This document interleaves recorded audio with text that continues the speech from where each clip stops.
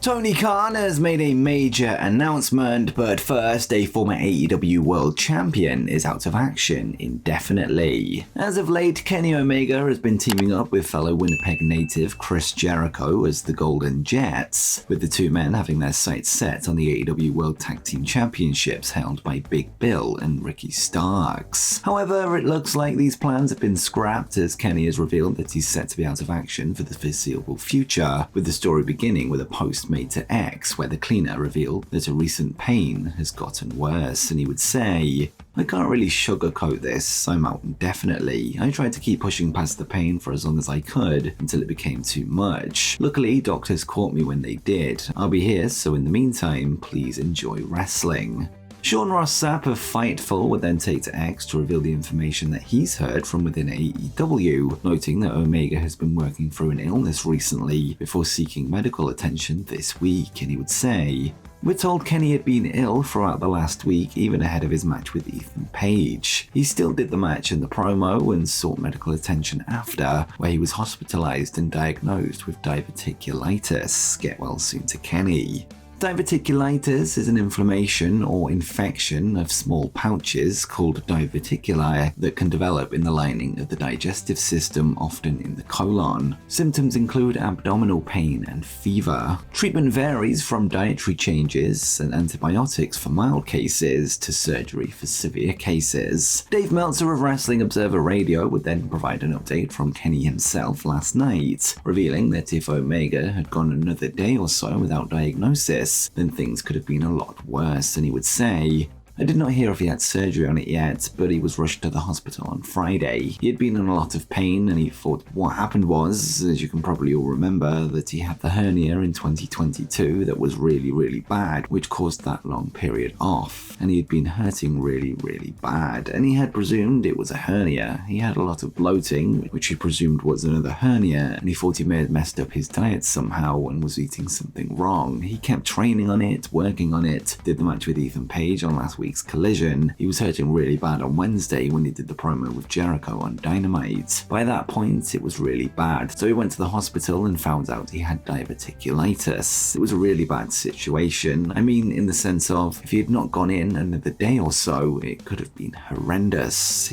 I guess he's fine. I heard from him and just kind of said that like he was in pain. He's had trouble sleeping, but he just thought it was the hernia acting up again, and once he found out what it was, and he said it could have been really bad complications. I don't know how long he's going to be out, and I don't think anyone does. It was a very, very serious situation by the time he got to the hospital. One other wrestler that suffered from diverticulitis in the past is Brock Lesnar, who would be forced to step away from the UFC octagon as a result, and was also said to have been close to death at one point. There's been a lot of nonsense talk about the AEW Fight Forever video game since Omega's diagnosis, a game that lists Lesnar's F5 under the name of diverticulitis. This is actually a nod to Kevin Owens and his F5 on the Indies, which was named Deep Sea Diverticulitis, billed as such by PWG and now AEW commentator Excalibur. Kenny would react to claims by certain fans that this is karma for the video game reference, stating that he had nothing to do with the move list in the creator wrestler mode, and he would say, "WTF you talking about? Even if I were in charge of everything in game dev, I didn't even know this name existed. I was creative lead in the early stages, that's it. Core move lists ain't part of that, but sure, I deserve everything I get, and worse." And before we continue, I'm trying to hit 50,000 subscribers by the end of the year, so if you don't mind, double check that you subscribe to the channel below, especially if you're a regular viewer of our news updates, as it would really mean a lot. As it stands, we're just over 3,000 away, so it's going to be a tough task, but I know from the analytics that a lot of people that watch the content haven't yet subbed, but do come back for more, so if you're one of them, I'd really appreciate you helping me out. But with that said, let's move on to the next story. And next, a former WWE World Champion has returned to television. AJ Styles has been absent from the ring since September, this when he was taken out by the Bloodline's Solo Sikoa and Jimmy Uso after it was announced that the Phenomenal One was set to be John Cena's tag team partner for the Fastlane match against the duo. This would result in LA Knight stepping in instead. This past Friday on SmackDown, AJ would finally return to WWE to get his revenge on the Bloodline as he would show up to strike Roman Reigns with a phenomenal forearm forearm out of nowhere, seemingly coming to the aid of Randy Orton and LA Knight, who were outnumbered by the tribal chief and family. Interestingly, Styles' night didn't end there, as after the Bloodline fleed to the ramp, AJ would then take out LA Knight from behind as a confused Randy Orton looked on. The angle appears to be setting up a heel run for AJ going forward with an apparent Lone Ranger style gimmick, this whilst looking twice the size as he did last time we saw him on WWE TV. During his 3 months away from SmackDown, he's clearly been hitting the gym. Next up, a major WWE injury has been confirmed. Former WWE Women's Champion Charlotte Flair would suffer from an injury last week on WWE SmackDown during the commercial break, with her match with Asuka coming to an abrupt end as a result. Footage of Flair being seen to by medical staff before being helped to the back by WWE staff would then emerge online. With that in mind, it looks like she will now be away from screens for a number of months, and it looks worse than first suspected. WWE themselves would provide an update on the timeline for her recovery this week, with the Queen expected to miss the majority of 2024 as a result, and they would take to X to say, due to a knee injury that will require surgery, Charlotte will be out of action for approximately 9 months. More details to come. PW Insider would then provide even more details concerning the injury, revealing that whilst a torn ACL was originally suspected, it looks to be even worse, and they would write, "We are told that the surgery is being scheduled around the holidays, which is why it hasn't happened yet. In speaking to one source about the injury, it was described as likely worse than just a torn ACL, and that there were additional knee injuries, but they declined to specify what they may have been."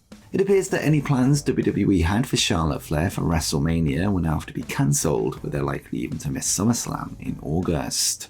Next up, we had the latest on the arrest of a current WWE superstar. Former WWE SmackDown Women's Champion Liv Morgan has been out of action since May due to a shoulder injury, with her being forced to vacate the WWE Women's Tag Team Championships that she held alongside Raquel Rodriguez as a result. News would break this past Friday via Village's News that the WWE star had been arrested on Thursday for possession of synthetic cannabinoid, possession of marijuana, and possession of drug equipment. This before being booked into Sumter County Detention Center, before later being released on a $3,000 bond. PW Insider would then provide even more information, and it would write, WWE star Liv Morgan, 29, was arrested yesterday in Sumter County, Florida after a traffic stop. Morgan was arrested for possession of marijuana, not more than 20 grams, possession of drug equipment, and possession of drugs, possibly synthetic cannabinoids, at 6:30 p.m. yesterday evening after a sheriff's deputy saw the yellow Jeep she was operating crossing over the white and yellow lines of a country road. According to the arrest reports, when a Sumter County deputy approached Morgan's vehicle, the odor of marijuana was detected. Found inside Morgan's vehicle was a small plastic bag containing marijuana, a vape pen that had held an oil-like substance. That substance was tested and proven to be marijuana, according to the arrest report. Morgan bonded out for $3,000 and was released last night at 10:04 p.m.